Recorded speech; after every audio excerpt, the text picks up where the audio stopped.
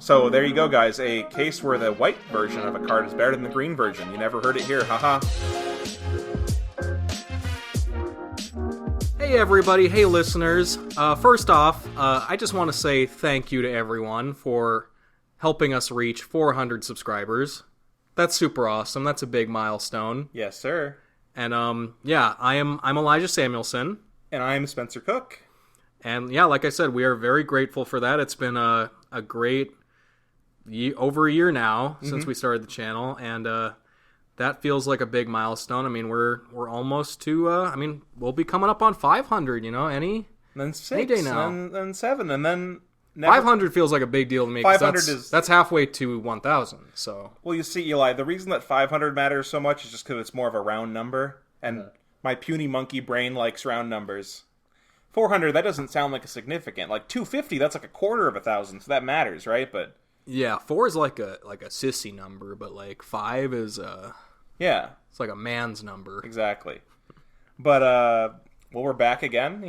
Spring has sprung in Fargo, North Dakota. It's finally gotten above 0 degrees Fahrenheit, which is nice. Spencer, do you think the town is going to flood? Do you think we're going to get washed away like the biblical story of Noah's Ark? Like we're gonna? Well, it does every year, just about. So, because we have a lot of snow and we've got a lot of snow melting right now. I'm sure no one cares about the geographical location, but the place we live is pretty epic because it's so epic that they would have some years, maybe some more than others, but they'd get the middle schoolers and the high schoolers to volunteer filling and laying sandbags by the river because it floods so badly in the spring. Yeah, actually, pretty epic. When I was in the 6th grade, I went to this Lutheran school for like just 1 year, and it was right next to the Red River, and the whole school flooded that year, and we had to like move to evacuate mobile like classrooms at the local, like one of the other high schools or like middle schools. That's pretty epic. Yeah, it was really cool. So that's some fun experiences. If you ever wanted to have a little field trip in your school to go to some big building and fill sandbags, pretty epic. Yeah, do the sandbag. Did you ever have to do the sandbagging? It was volunteer, but yes, you didn't have to. Yeah, I got out of it. Yeah, they didn't force us to do volunteer work, unfortunately. That would be like the school thing to do, though. Like, hey kids, like we've got you. We got your time locked in. Yeah, but now we just do volunteer work for the Magic community. Yeah, making content. Wow, yeah, we've done so much for the Magic community, and in that we actually like haven't caused any harm. I feel like that's the gold standard these days. You take harm reduction for granted these days because it seems like every other person, something happens. Everyone's got at least one skeleton in their closet. I think that's what we're going to say about that. And you know what? We'd like to say just keep your skeleton in your commander deck. Exactly. Do you, Eli, have you ever played any skeletons in Commander? Can you think of any good skeletons? So actually, I was playing some Commander last night at the local game store, Paradox Comics and Cards. And I was playing against a guy, and I asked him, so what other decks do you have after we played like 1 or 2 games? And he says, I have Skitherix, the Infect Dragon. And this was after he was playing a mono-green Infect deck, so I was like, man, you must really like Infect. And he's like, no, actually, this is every card in this deck is a skeleton or has a skeleton in the artwork. Wait, is Skitherix a skeleton? Dragon. Oh my god. So I was like, oh, that's much less scary. Cooler, yeah. much less intimidating for me. Yeah. So I've been playing some Magic. You've been playing any Magic recently, Spencer? No. No, good. A little bit, though, yeah. You've been playing some Yu-Gi-Oh! Yeah, I'm playing a little bit of Yu-Gi-Oh! Recently, but that's a forlorn game that I would not recommend to any Magic player unless you love degeneracy. You think we should make a sub-podcast about Yu-Gi-Oh? Remember when the Command Zone made a podcast about Teamfight Tactics? Yeah. That was pretty cool. Teamfight Tactical Report? Yeah, that lasted for about, I think, 4 episodes or so until they shut it down, unfortunately. Yeah, and then hasn't the game changed so much since then that probably a lot of the information on those episodes is slightly irrelevant? It's a really adapting game. But I'm taking that as a lesson, Eli, that we should not branch out and never do anything, and to be afraid of change. That's what I'm taking from that Command Zone experience. Yes. Yeah. Stay in your lane. Exactly. That's what Josh Lee taught me. Yeah. So with the back of his fist. Okay. Sorry. He couldn't teach DJ that lesson though, because he's too big. Yeah. He's bigger than Josh. DJ will rebel. Yeah, DJ will speak back. his mind. Yeah. Jimmy, on the other hand, he's Just to be fully clear here for everybody listening, these Josh abuser jokes are just a little bit of a goof. Josh isn't an abuser that we know of. Nothing's come out yet. Can't say one way or the other. Yeah, it's unclear. We just have a running inside joke, the idea of Josh running the Command Zone offices with an iron fist. Yeah. And when he's not on camera, you see Josh smiling and goofing with people, and then as soon as the camera goes off, he's like, "What the fuck was that about?" Yeah. He just turns them and gets super pissed. Just a funny thought of Josh, one of the game nights episodes that he's not on, he's just behind the camera, just looking dead ass at Jimmy, being like, "Jimmy, you say the line, Jimmy." He just walks up on Murph, and he's like, "Did you think this editing was acceptable, Murph? We don't tolerate this kind of sloppy work here at the Command Zone offices." Yeah. And he just get him in line. Yeah, just claps his hands. Yeah, exactly. Yeah, he claps, to get their attention. Yeah. Okay. But yeah. Yeah, to finally introduce the topic today, we're going to talk about the turn order in Commander and how much it really matters, and if it even does matter. Yeah, because maybe it doesn't. Yeah, some people I think would argue either way, but yeah, so we all know how powerful going first in game Magic can be. But how does that transfer to multiplayer Magic? Yeah. And additionally, how much does the positioning, where you sit at the table, matter in a game of Commander? Well, yeah, because in I say constructed format, but in a 2-player format, the downside to going first is that you don't get to draw a card in your first turn, right? Mm-hmm. But in Commander, it seems like there's no by the rules gameplay downside, and any downside you might accrue would have to be something a little bit more subtle, right? Maybe some social aspect, or maybe something, like I said, subtle that you wouldn't directly notice by reading the rule book. And that's when it, why it seems to be more powerful going first in Commander, right? Yeah, I don't think I'd be curious to see if anyone has an answer to this, but it feels good to go first, mm-hmm. right? You kind of want to, you roll off and you're hoping to win that roll usually, right? Well, yeah, obviously, you're not rolling the die to pick the most advantageous spot and be like, haha, now I get to go second. No, you're trying to go first, right? That's maybe it's kind of taken for granted and just assumed, but I have to assume that there's a reason for that, right? It feels good, like you said, yes. Yeah, I think there was one episode where we told some small Commander cringe stories. And I think I told a story of I was playing at a game store, and we rolled off for first, and I got a really high roll, or I won the die roll, and then one of the guys just goes to grab the dice, and he's like, "We're gonna re-roll," and that was so weird to me, and that does seem like a weird thing, but I remember feeling irrational, really disproportionately upset when he went to, and I was like, "No, I won. I won. What are you talking about?" But yeah, you get. You want to go first. That's what we're getting at. That indicates to me that, that's my feeling that it does really matter. Yeah. But there's a lot of things to talk about, right? So why don't we just kind of get into it a little bit? Mm-hmm. So the first thing I want to mention is that it can get kind of confusing what people mean when they talk about turn players. You could say the player, player A, B, C, D, player 1, 2, 3, 4, whatever. I think we're just going to call the player that goes first, player 1. Pretty intuitive, I think. Yeah, because we're going to talk about player positioning. So for that, we're going to say player 1, player 2, player 3, player 4. Player 1 being the person who went first, but also the person sitting next to in the turn order. They pass to player 2. Yeah, player 4 goes before they do. And by the rules, that would be, clockwise turn order. I know some people probably might be heathens and play counterclockwise, but we do not address that. Yeah, we don't want to know you.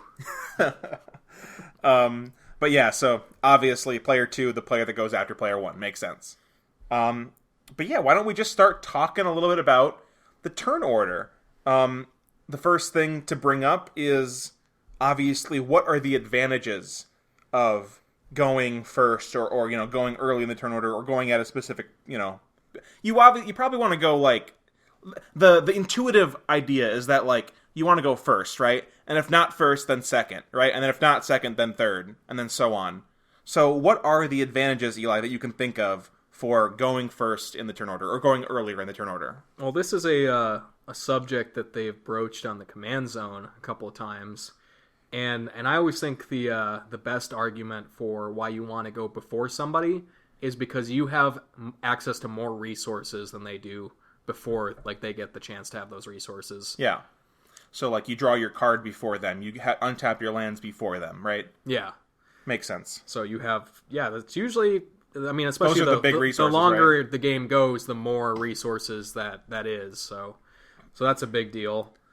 Just very a very specific example. Like let's say you go first and you play 1 mana 1/1 with haste, right? And you attack somebody. They haven't had the opportunity to play a blocker, outside of very fringe scenarios. So that is an advantage you have in that sense, right? Yeah, definitely. I think that's a good point. That it's actually maybe extra advantageous if you really like care about combat or like having to slip off your summoning sickness. So, for example, Eli, I know you play another just to kind of move on from that, like a little bit of a. It goes directly from that, Eli. Stacks is much better when you're going first in the turn order than later. So, for example, Eli, you play a 2-mana Thalia deck, 3-mana Thalia deck. Yep. And I guess it'd be the same with 2-mana Thalia, but it has some sort of a stacks effect that stops your opponent from doing something. In your case, their non-basic lands enter tapped and their creatures enter tapped. Mm-hmm. That they're not going to be able to attack you with a haste creature the turn after you play that on their turn 3 or whatever, or they're not going to have a blocker for your haste creature on turn 4 or something, right? Because they've come after you. Yeah, cards like that, it's really important to get them out like underneath your opponents. I've had people recommend to me a lot of time like 4 mana plus like stacks pieces or like things that slow down your opponents, and I just think, well, yeah, I could play that. I mean, I kind of don't want to, though, because that's probably too little too late. Mm-hmm. Whereas if you're lower CMC, and especially, like you said, if we're going first, you have those resources before your opponent. Like, I could land like with an Ancient Tomb like Thalia on turn 2. Yeah, before any opponent has gotten more than 1 mana, right? Yeah, and then all of a sudden everyone's fetch lands and shock lands and everything enter tapped and kind of sets them a mana behind. Yeah, and this is especially the case if it's your commander that does this thing versus just like a card in your deck, because you can kind of do it every game, right? Mm-hmm. Okay, Eli, well, what else besides like stacks effects and having access to mana and resources first? What else we got?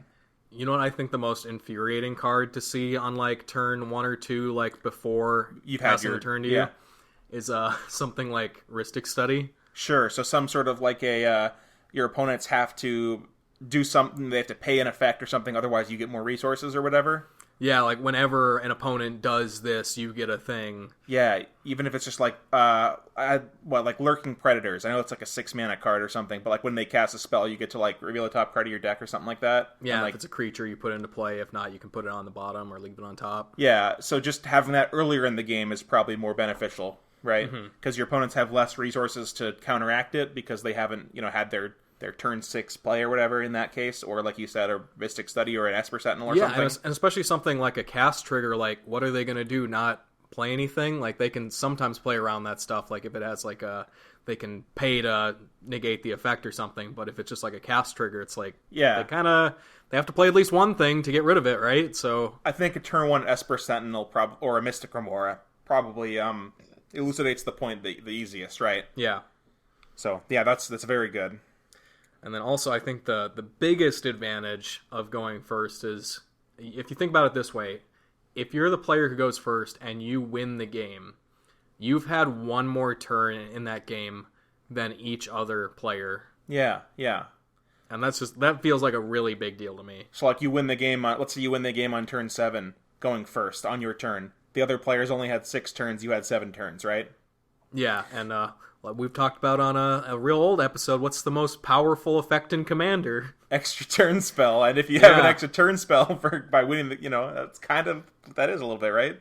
Yeah, and even not just like winning the game straight up, like even like just maybe killing somebody, like yeah, you're kind of there's fewer turns like against you at that point. Yeah, or even not just winning the game or killing somebody. I think you could stretch this out a little bit loosely and say like establishing some sort of a board that stops your opponents in some way. So for example, like maybe you get like a sack outlet kind of Dictate of Erebos kind of thing going on, right?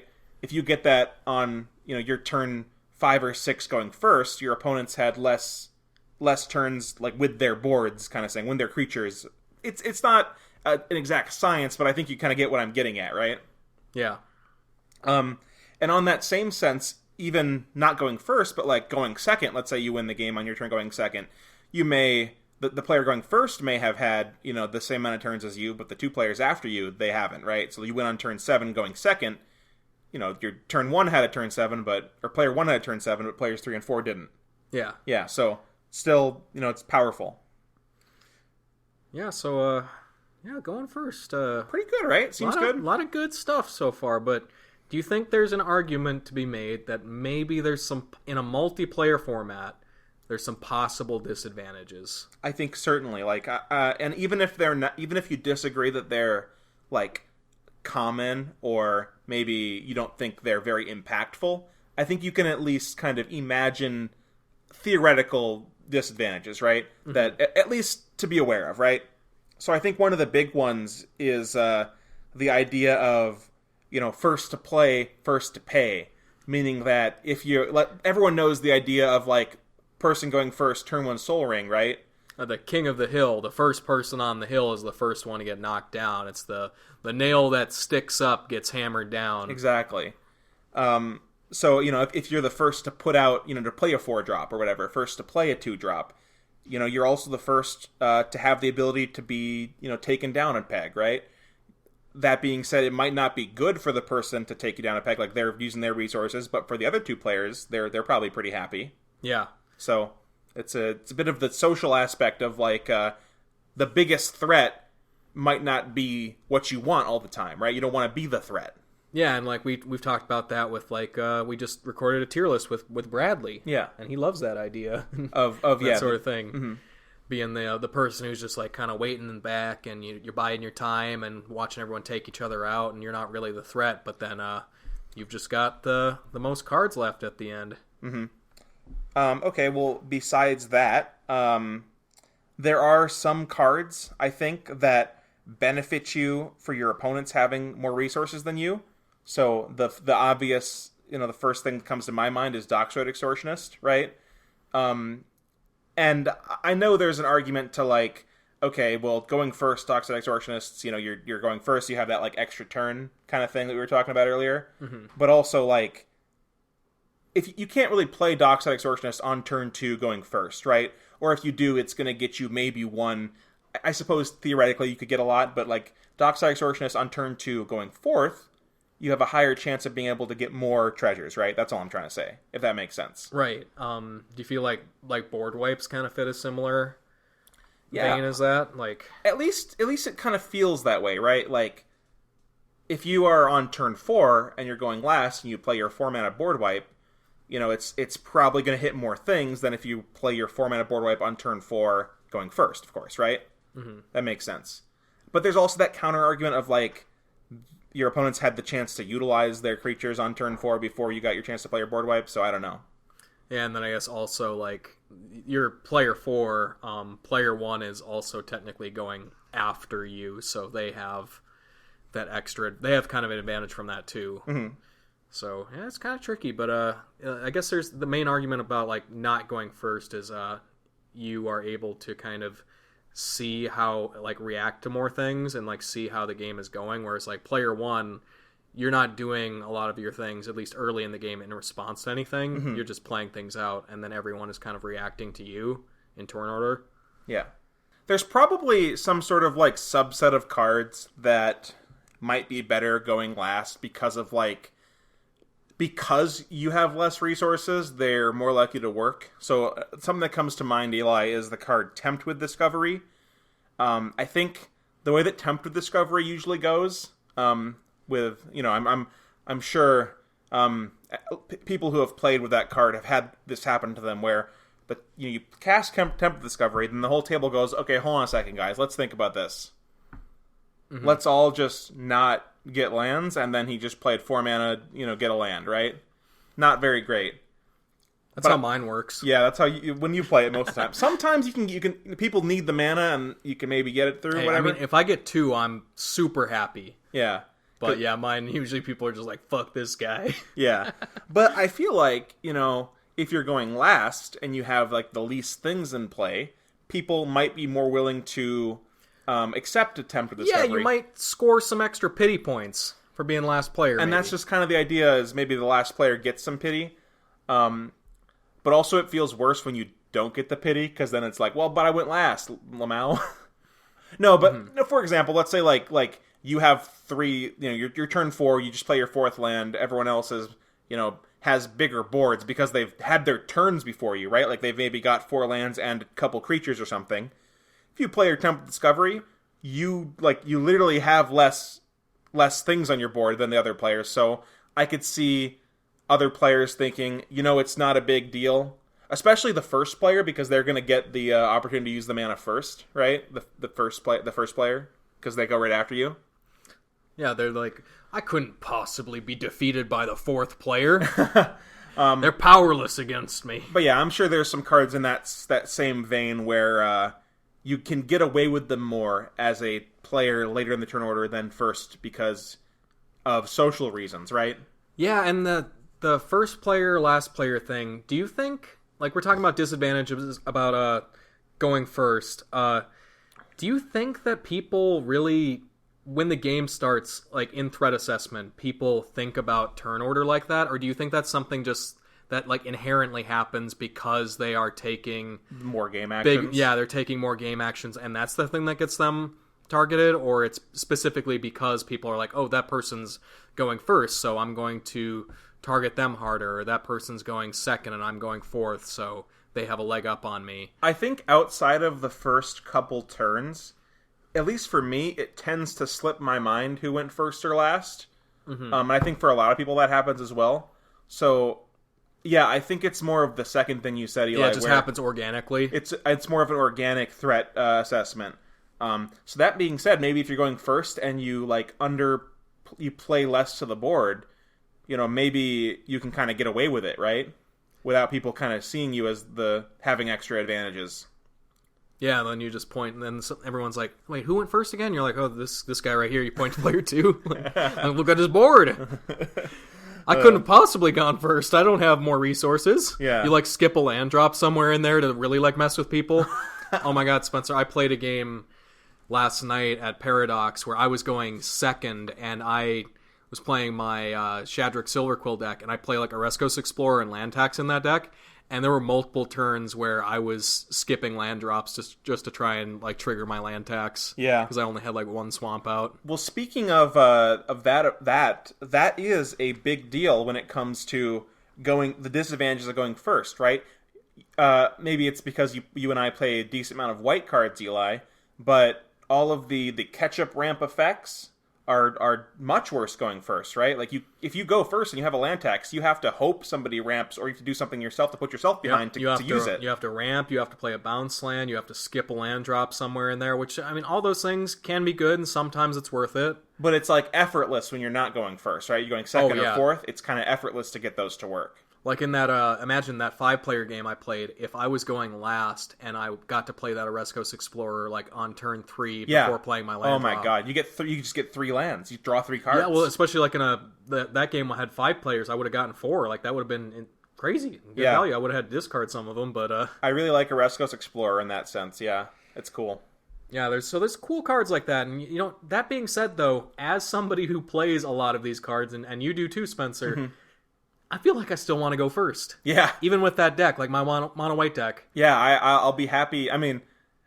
You build your deck around so like you were saying, Eli, like I've had games where I've like mulliganed a couple times, and I was going first, and you're going first, and you have like 7 cards, and one of them's a land tax, and you just put it on the bottom because you don't need it, right? Yeah. But in the 75% of other games, or even the games where someone ramps or something, like it's going to be good enough. Yeah. I think that being said, I think I'm trying to be more of an optimistic, positive person lately. So if I'm going first, I'll try and figure out the reasons why that's good. If I'm going last, I'll try and think of some reasons why it's good. I'll try and find the win state in just about anything that happens. Well, because there's nothing you can do about it, right? Like you're going first or you're going last in a game. Complaining about it isn't going to change anything. It's uncontrollable, right? It's dice roll based. Right. Yeah. I think I remember I played some more competitive Magic recently. Like I don't play CEDH, but I played like a game, like a 3-player game with like some CEDH decks and my not CEDH, but like kind of close deck. And I remember one of my friends was every game really making a big deal about the turn order. And it's like, yes, that is especially the more competitive you get, I think the more that does matter. Mm-hmm. But yeah, it's really it's everyone has the same odds of going last, going second, I mean, I'm better at winning the dice roll because you're most better at rolling dice. Yeah, because I'm born lucky. Yeah, but you're born cosmically unlucky except for dice rolls. Well, they say it is better to be lucky than good. Yes, and I'll take lucky. Yeah, but just to finish off that thing I was talking about earlier about like the kind of cards that scale. With going first or last, right? I know we're talking about disadvantages, but like there are cards that I can think of that are like much better going first in that same sense. Like for example, a card Curse of Opulence. Like, well, I guess that's better going first and better going last because other people, if you're going last, you play Curse of Opulence. Other people have the opportunity to attack a player, right? And then you get mana off that. Versus if you're going first, you have the opportunity to attack first. So I guess that's one that's kind of feels like it's both. It's good every place. Yeah. So that's an interesting thought. A lot of these things, unless you want to add anything else in the advantages and disadvantages, I think a lot of it comes down to what your position is relative to the other players, more so than what exactly the turn order is, at least for the purposes of casual Commander. Yeah. And what we mean by position is like who goes before and after you, and who is the fated diagonal player from you. You know what I'm saying? And like what? So a very easy way to think about this is the control player dilemma, right? Because there's like interesting thoughts between like you kind of don't want to go right after the control player because it means that they will always. If they're going to keep their mana up at all for the turn, they'll always have it up on every one of your turns, right? Mm-hmm. But you also don't want to go directly before the control player, because if they're holding their mana up and haven't deemed it necessary to use it yet, you're the last, chance for them to use their counter spell. So they might just throw it on you because they have nothing else to do. Yeah, they're not going to look a fool for wasting their mana. They gotta spend it. So this is where, Eli, your position at the table, meaning like who goes before and after you, really has, you have to think about it, right? Because it can influence your plays, right? Yeah, and there's certain decks or certain people I play against where I do think about this, but generally, like on an average game, I feel like I don't pay too much attention to this. No.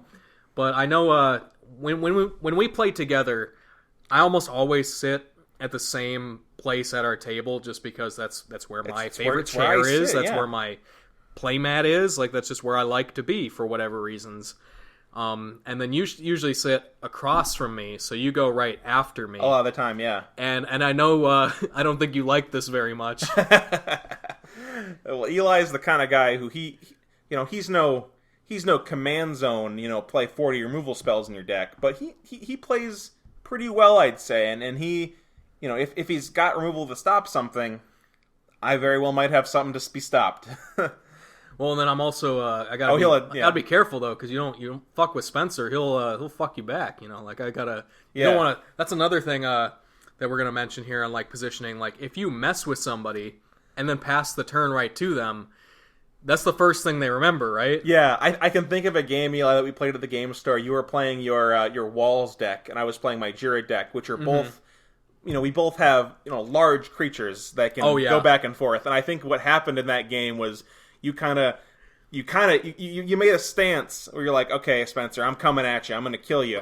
And I managed to slightly live barely, thanks to some nice combat tricks or something, or a well-timed removal spell. And I'm like, okay, Eli, we're going for each other now. It's you and me, right? Yep. And then there was a little war, and then I think the two other people just kind of sat there. I think I ended up killing you, but then I died immediately after. You outlived me, but I think we bloodied each other up pretty good. But maybe that wouldn't have happened if we were diagonal from each other, right? Maybe it would have been different. Say I attack you for a bunch, and then the player after there's two players between you and me. Yeah.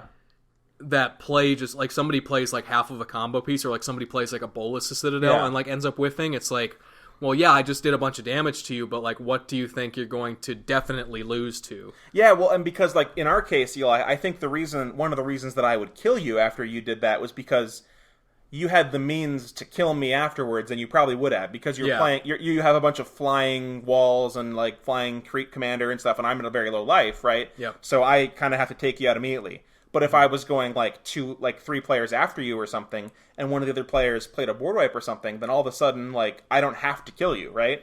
Yeah, or maybe they finish the job for you. Yeah. Like, there's a lot of stuff to think about so there. It's not stuff that you tend to think about in a game. I think a lot of players, you and me included, will tend to overlook this kind of player position kind of thing. But, it does influence the game if you really sit down and think about it.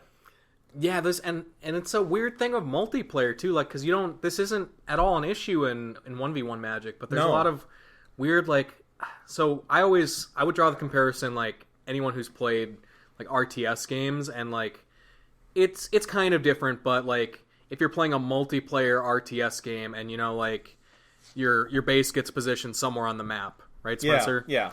What can you imagine, like, usually they try and keep them all in the corners, but say you had, like 5 people or something, or, like, 3, and there was, like, some weird thing happen. Mm-hmm.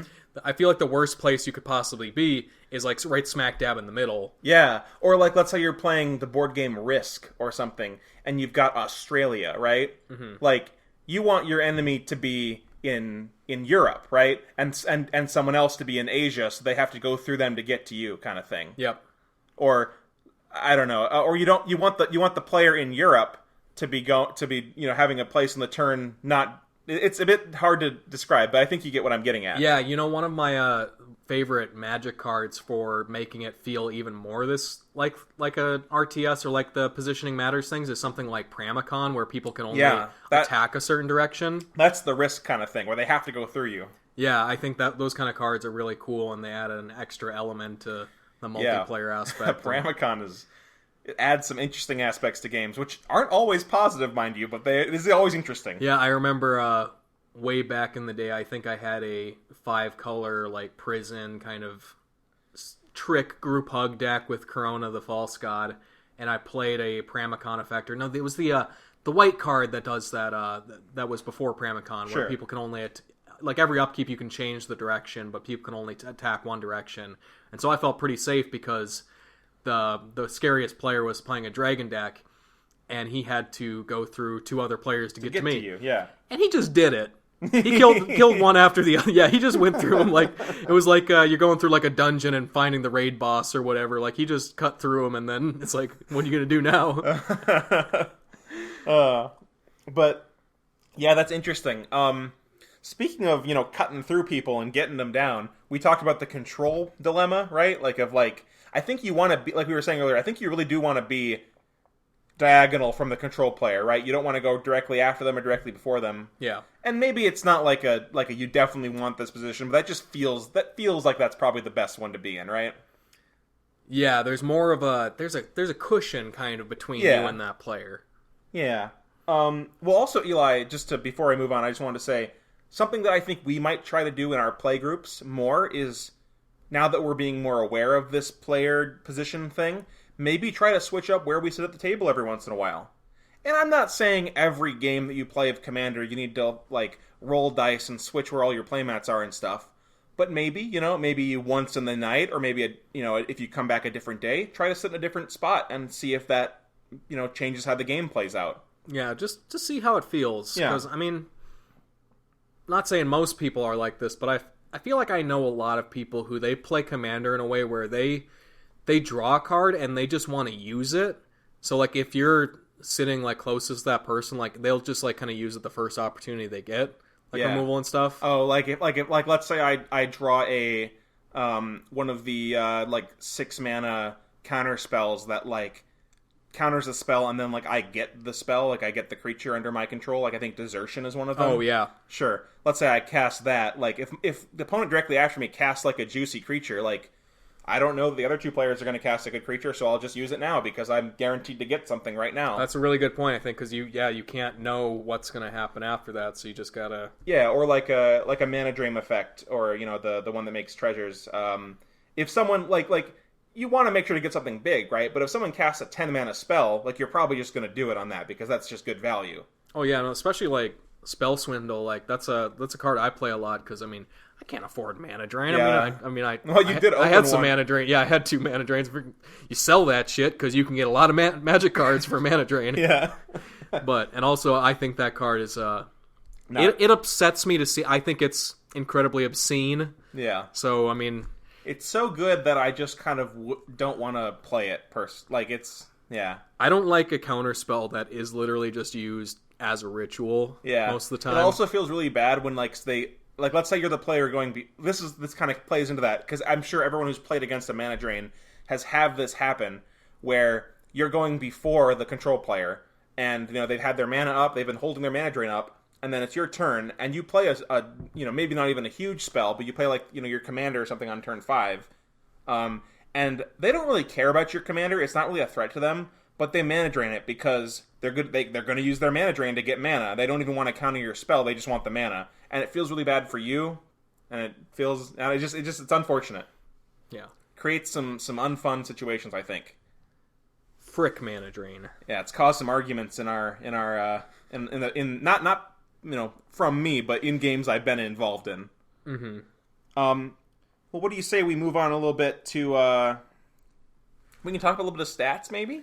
Yeah, we need to talk about the facts and what the truth about all this is. And, proven. And, yeah, and if you're looking for proven facts about Commander, there's only one place to go. As you all know, that is... The experts. The Command Zone statistical analysis done in 2018, I believe. Yep. That's where they proved everything we know about Commander today. But in all seriousness, they did their statistical analysis of, I think it was like 314 games. Yeah, so we looked over their data set and their what is it, like a Google... They had a Google sheet. Yeah. And there were problems with it. Like, they took... Like, for example, some of the decks I looked at there, I know they used Command Zone, MTG... Command Zone, MTG Mudsta, Commander Clash, maybe and a couple Commander of... Versus. And, I mean, it's all-encompassing. So, like, one thing that I noticed was... Because there were some interesting stats on there, like, you could sort by, like, price and stuff, and I looked at, like... And, like, number of lands. And I wanted to see, like, what deck had the most lands? And there was, I think it was Tomer's deck, which was his 6-drop tribal deck, which played 46 lands and 54, 53 or whatever, 6-drop spells. So, just so you know what kind of decks were... It's a meme deck, right? But it's that's all I'm saying. Take the information with a grain of salt. Yeah. But, Eli, why don't you tell us what we found by looking at that? So, that being said, so we may have misinterpreted some... We didn't, like, pour over the data, like, super hard. Thing. Like, we did, like, a quick glance at it. Like, we'll maybe put the link to the sheet in the show notes or something. They also talked about this on their episode, so I can allude to their statistics as well. But, as far as we could tell, it said 95 out of 314 games were won by the player who went first. So, yeah, that's more close to a third, right? Yeah, I didn't. I could do the math real quick, but it's more than... I'll tell you, it's more than all the other games. The other second, third, and fourth were 72, 74, and 73. So about the same, one off each. Yeah, 72 games were won by the player who went second, 74 by the player going third, and 73 by the player going last. So according to this, I guess you just don't want to go second, right? Yeah, by the one. Yeah. Yeah. You gotta get your tiny fraction of a percentage advantage. Yeah, of course. But yeah, I mean, like, just not to put too much emphasis on this stats, but that's what their stats showed. So it's just an interesting thing to look at. And I think that is, whatever you say about their data or their sample size and stuff, that seems mostly intuitive to me. That the first player wins the most games. It confirms. Well, not. I won't want to say confirms, but it adds credence to what I already believe, which maybe is a little bit of a fallacy, right? Like I'm maybe more willing to listen to data that I already agree with. You're looking to be proven right. Yeah. But it's just something to consider. Mm-hmm. One more thing with like player positions that I want to talk about maybe is that like there's some weird effects that can play into it. So one card, Eli, that you and I have expressed disdain for is the card Aeon Engine out of Commander 2019. Oh my god. Was it in all the decks? It was in one precon. I think it was in the Anji deck. Bless them, they at least didn't put it in. Imagine if they put that in every precon. Yeah. Well, they put like Aeon Frolicker in one of them too, so... Yeah. And I don't like that card very well. It's kind of cute. But whatever. So Aeon Engine is a 5-mana artifact that says it enters tapped, and it says tap, exile Aeon Engine, reverse the game's turn order. And what that does to the game, I don't even want to like begin to describe, because it is probably one of the most complex cards to think about in Commander, I would say. Yeah, I think that card, we've talked about it before, where they were trying to design a card like, oh, wacky, we're going to change the turn order. It's like, we'll make a fun Commander card. What that card does is somebody loses a turn, effectively. Yeah, one player pretty much loses a turn, yeah. And you can use that instant speed, right? Yeah, you just have to wait for it to untap one time, and then you can do it anytime. Yeah, so like whoever like messes with you, you just like hold that up, and like before it would go to their turn, you're like, fuck you. Yeah, it's Don't get a turn. And it's not a particularly good card either. Like, it's very bad, but also it's like not very fun, I don't think. But besides like Aeon Engine, I know, Eli, one thing that you wanted to talk about was like the idea of like instant speed extra turns, and how you can kind of insert yourself between any person's turn if you use them right. Yeah, like on somebody's end step, like we talked about how if you mess with somebody, like they're probably going to try and get you back, but sometimes they might not be in the position where like they can do that very effectively. But imagine you're in that conflict with somebody and they're like a couple turns between them or something, and then they just insert themselves before your turn. Yeah, with an instant speed extra turn spell. Because the way that extra turn spells work is that you get a turn after the current turn. So like if it's player 1 with the extra turn spell, and then player 2 takes their turn, and then they're like ending their turn, and then player 1 casts an extra turn spell at instant speed. Player 1 just gets another turn after player 2. And then after that player 1's turn, it goes to player 3, and then 4, and then 1. Mm-hmm. So it's interesting. Yeah, a card that I like is Glorious End. Yeah. Which it ends the turn. Mm-hmm. There's not very many ends the turn effects. There's maybe Time Stop. There was a discontinuity, I think, from one of the recent core sets. There's the commander that Obeka, I think, which is you need. Is it Obeka? Yeah, you need their consent, but yeah, you can end somebody's turn if they agree to it. But yeah, being able to like, if you know somebody's going to try and get you on their turn, like say they're gonna try and mess with you and then pass to you, and like you know that, or like you mess with them and then it passes to your next player and the next player, and then it's the person that's gonna try and get you. Yeah, and you just go on your upkeep. I end your turn. And they lose their chance to attack you or put up their defenses, and or then draw a card. Like, yeah, and you're just like, no, I'm gonna get you first. Yeah, I'm kind of skipping your turn here, and I'm kind of epic. Yeah, very very strong and ends the turn effects, because they can also be used as like a counter spell. Yeah, like let's say somebody casts they do someone does like a Thassa's Oracle win or something, right? Like, you could just end their turn, and then the Thassa's Oracle trigger goes away. Yeah, because in case you don't know, it ends the turn effect. It exiles all spells and abilities from the stack. Mm-hmm. So that's a super weird thing about ending the turn, but yeah, so they'll just lose their trigger, and then they'll still have 0 cards in their deck, and then they'll go and draw one next turn and lose. Yep, pretty epic. So with all this being said, it seems to me like player positioning is what this data has told us is that maybe that's part of the reason why Vedalken Orrery is so strong. Yeah, that's because it lets you change your place at the table. At least is what Josh says. Yeah, exactly. So we're alluding to a episode of the Command Zone from, I believe, 2018, but it was a while ago. It was actually the stats episode. Yeah, it was. I think it was the first stats episode where Josh, Lee Kwai, and DJ, Jumbo Commander, not to be confused with Chumbo Commander, who is another man. Totally different. Yeah. Don't.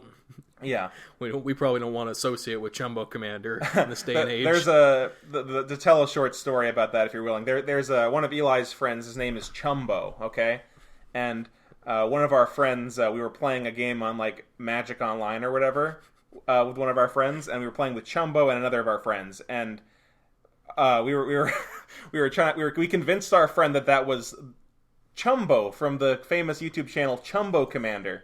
And and I'll actually do that with strangers too. Just anytime I'm playing Magic Online with Chumbo, and I'll be like, "Oh my god, is that you? Is that Chumbo from Chumbo Commander, the YouTube channel?" And then the people are like, "What?" I'm like, "Yeah, go look it up." And then I get them. It's a pretty good meme. Idiot made them look up something. They took what I was saying in good faith, and I tricked a stranger.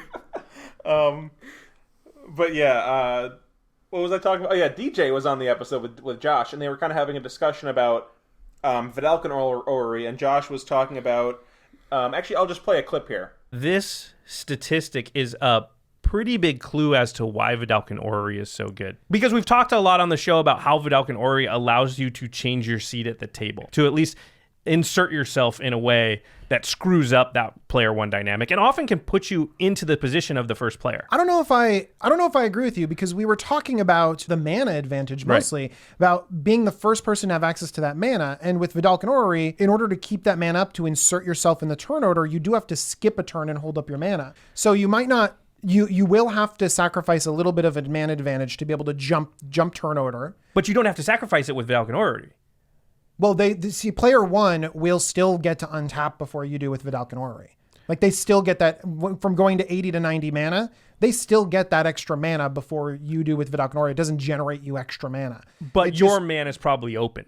Yeah, so pretty much, Josh saying it lets you change your position at the table, but and I think he kind of overplays the strength of that a little bit, because you can't actually get that first player advantage, right? Yeah, like Josh kind of has a point, but I don't think he has a good response to what DJ was saying about how the first player gets their 80 to 90 mana, they're so turn 9 or whatever, they get their extra mana before the player in fourth place with a Vedalken Orrery, right? Mm-hmm. And they have at least maybe at that it's not even just the 10 mana, it's the 10 mana plus the cost of the Vedalken Orrery, so the 4, so it's 14 mana, right? So, and even it's I mean, you and I, Eli, we know that a resolved give all your stuff flash effect is going to be good, right? We're not saying Vedalken Orrery is a bad card. Yeah, it's going to be useful. You're going to get a lot of advantage and utility out of that, but yeah. I think personally I think the cost of taking off that turn to play it in most instances, I mean, maybe sometimes you're way later in the game or you've ramped super hard and you play it and are still able to hold up mana. That's a thing, but I feel like if you have to take a turn off just to play it, that kind of sucks. I think if Josh just said that it lets you hold up mana during the player one's turn, I think that would be perfectly agreeable. It's that when he goes on to say things about it, when he tries to say, it kind of lets you take that position, a different position at the table. I think that implies more things than what it does, if that makes sense. Yeah. Is there anything else you want to talk about that situation, Eli? About Vedalken Orrery and stuff like that? I just want to let people know, if you have X amount of money to spend on Magic, don't buy a Vedalken Orrery. It's a very expensive card. I don't know. I'm just gonna guess like $45. Yeah, I would guess at least $40. And it's a good card, but it's probably not gonna be $40 good, right? In most decks. And you could get some Arena wild cards for just like $50, Yeah, right? you could get a professor. Oh, it's actually cheapest version. Oh, it was reprinted on the list, so you can get it for about $25. So maybe that's a little more worthwhile. Oh yeah. But you could buy a professor deck box for $45. There you go. Yeah.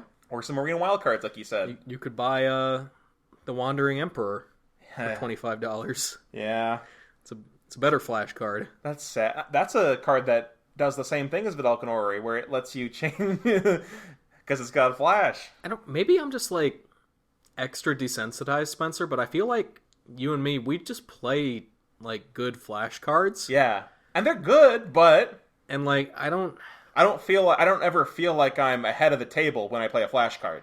Well, yeah, and I feel like I play enough of those, or like enough ways to instant speed spend my mana sometimes, or at least at certain points in the game that like I wouldn't really want for a Vedalken Orrery. Yeah, so the most powerful thing that like the flash effects lets you do, I've played Scout's Warning because I think that's a really cool card and I really like it. And just for those audio listeners, Scout's Warning is a 1 mana white spell that gives your next creature. It's a 1 mana white instant, gives your next creature flash. And it also says draw a card on it.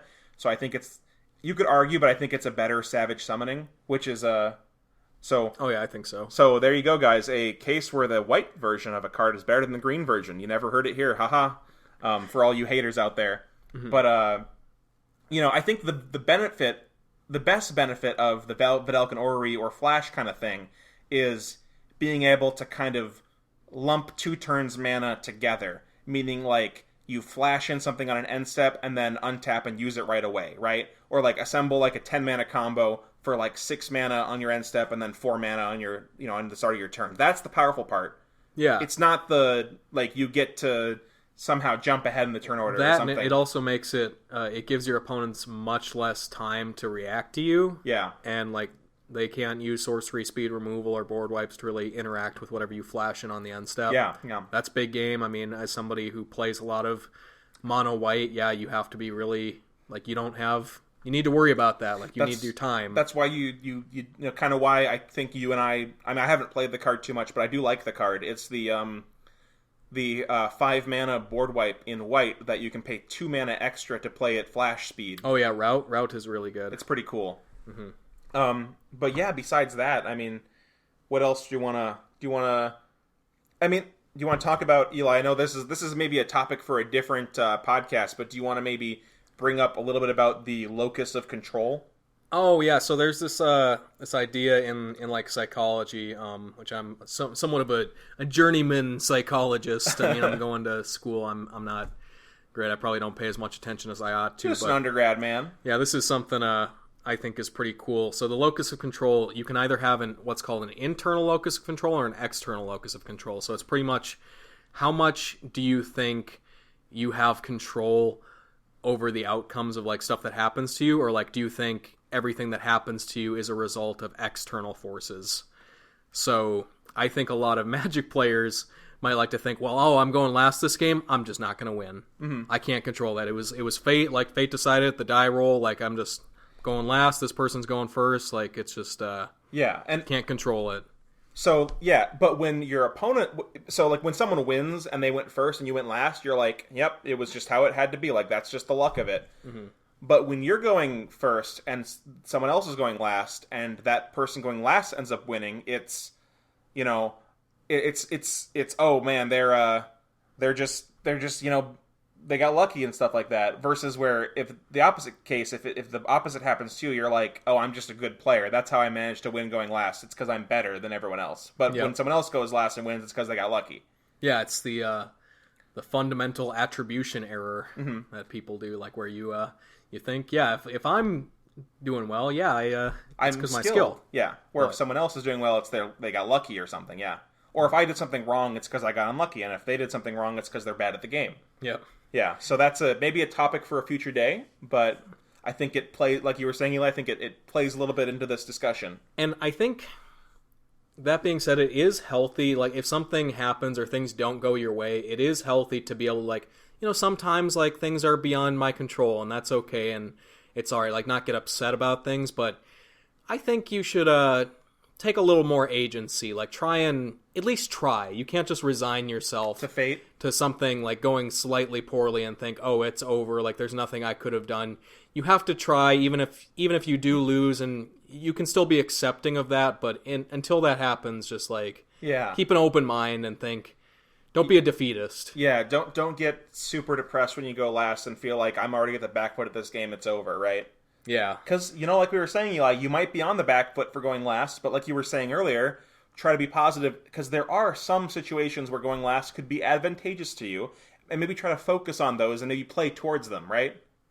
Yeah, that's a big thing in Magic, is always play to your outs. Maybe you can increase your... Because maybe let's say you have as according to the game night stats, you have a 23% chance going second, third, or fourth versus a 30% chance going first of winning. But maybe that's just because the people going second, third, and fourth don't play to their outs in a way that they should, right? Maybe with a different mindset, you could take that 23% and make it a 26%. I personally feel like, in my experience and from, like, playing with people like you, or, like, when I was feeling like, when I used to be, like, way spikier than I am, I think you win a lot more games when you go into that game thinking, I am going to win this game, and I need to try and make that happen. I need to, like, fill in the blanks between what's happening now and what's going to be, like, my way to win. You need to, as a good friend of ours, friend of the show once said, you need to manifest. Exactly. You got to kind of manifest it. You need to think, what are the things that could happen here where I could win this game? And you need to make them happen. You need to work towards making them happen. And, like, it's not just thinking about it. You have to take action in there, but you need to just...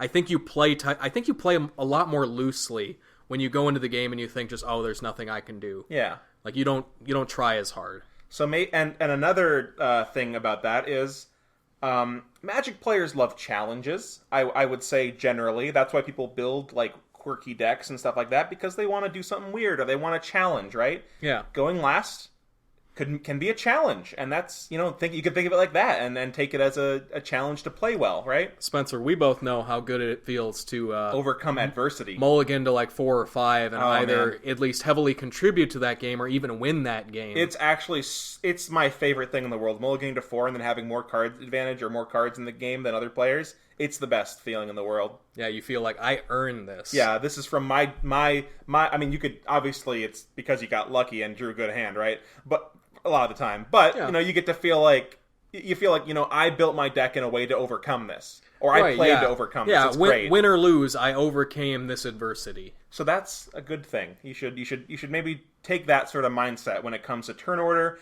or even, not just turn order, but, like, player position. So, like, let's say you play after the control player every, in a game, right? If you're able to overcome that interaction all the time, or maybe adjust your game plan to maybe play, maybe this would be a good situation where you would play a Vedalken Orrery or whatever, where you're right after a control player, but you can, hold it up and maybe, play your impactful spell when they can't counter it, right? Like, so if you overcome it, it's great. Like, I don't know, I don't need to give you tons of examples, but you understand what I'm saying. It's a learning experience. Yeah. And that's the one thing I think we love about Magic so much, is that it's so complex that you can kind of just deep dive into these things that, I think most Magic players, ourselves included, take for granted most of the time. Like, you don't think about these things a lot of the time. So it's great. Yeah. So I think this was a fun subject, Spencer. Did we want to add anything else, or do, like, a little ending segment? We're going to stay away from Magic drama this week. I think we're going to avoid the Magic Twitter drama this week, guys. Just not feeling it this week. I don't know why. Like, it's slow week, right? Slow business exactly, week. Yeah. We're just going to... Yeah, we're going to distance ourselves from... Oh, you got the Professor deck box. I did. That's something. For our end step, you want to... Yeah, I ordered that deck box, and hopefully that'll come, and not... hopefully there won't be any production errors, and they won't, everything fall through. That'd be cool. Yeah, you guys can look forward to a review on that, maybe. Potentially. I think we might do that. I'm usually a person who's very frugal with his money. I'm not really the kind of person who really buys, like, luxury products. And and maybe it's wrong to call the Professor deck box a luxury product, but it kind of is, right? I feel like once you're spending more than, $20 or something on a deck box, it kind of is in that territory. The deck box is $45 on his Kickstarter, but I want it, right? And I gotta support our friend Brian. Yeah, I mean, this might, like we said, we live in Fargo, North Dakota, so obviously, like, things are different in different parts of the United States, but I don't think we would ever be of the position, Spencer, to be like, oh, this thing, it's only $50.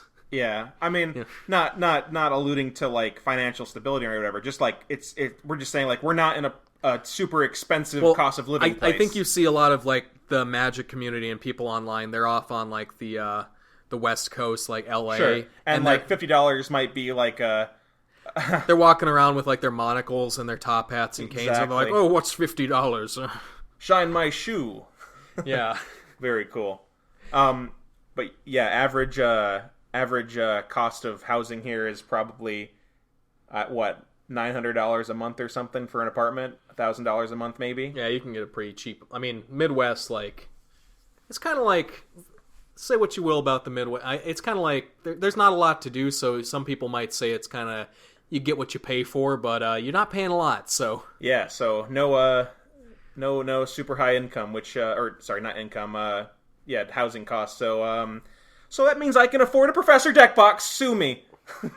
Yeah, we're sitting on our 400 subscriber millions. Yeah, 405, Eli. But yeah, I appreciate everyone listening. This was a really fun episode to do. I apologize that it came out a bit late. I hope you enjoy the tier list. Yeah, that was fun. So if you haven't watched that yet, go and check that out.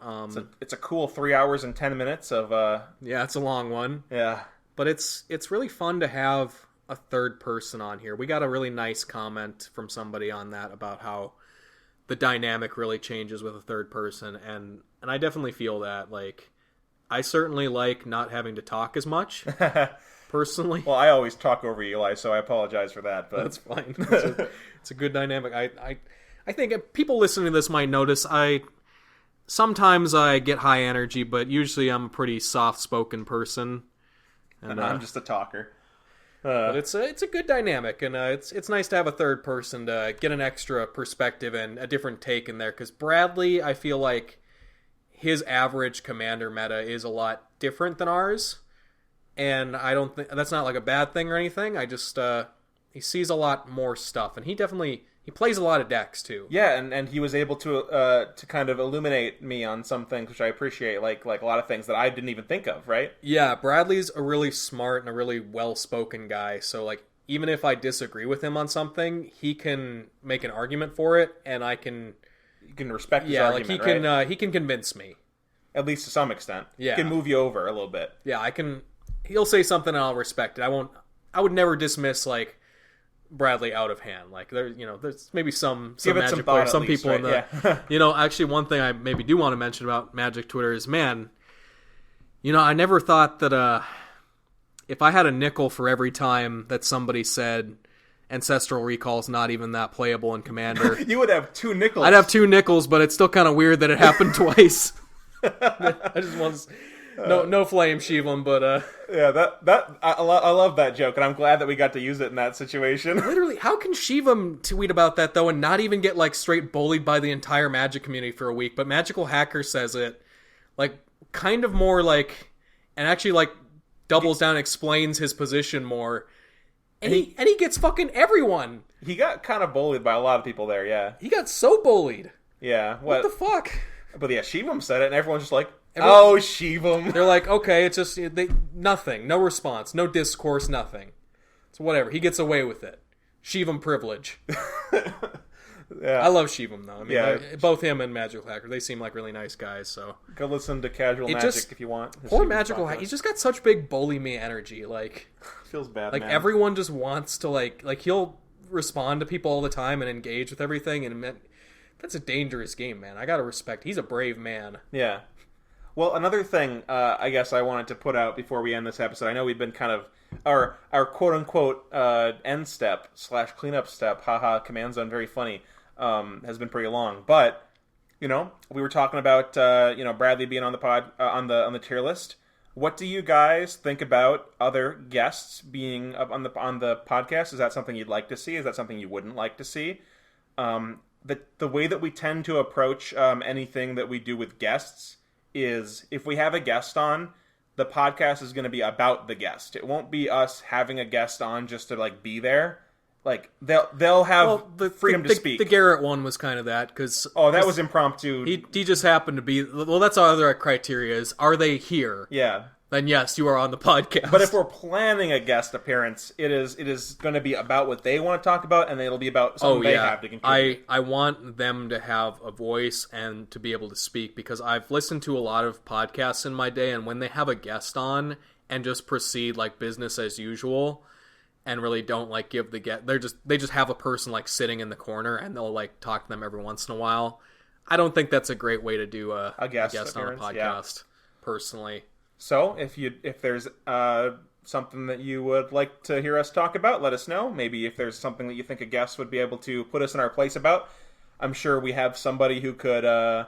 Like if you think we have like a bad take on something, I'm sure we could find someone in our lives that agrees with you and can set us straight on a podcast. Oh yeah, that'd be definitely. Like that's the great thing about Commander. There's so many different opinions and there's so many different EDH players. Takes. Yeah. Oh my God, he said the thing. Yep. Anyway, subscribe to the channel, follow the Twitter, do that stuff. My statistics tell me that if I say that at the end of the episode, nobody will hear it, so that's why I do it. Yeah. So I guess we'll see you guys next time. Yeah, thanks for listening.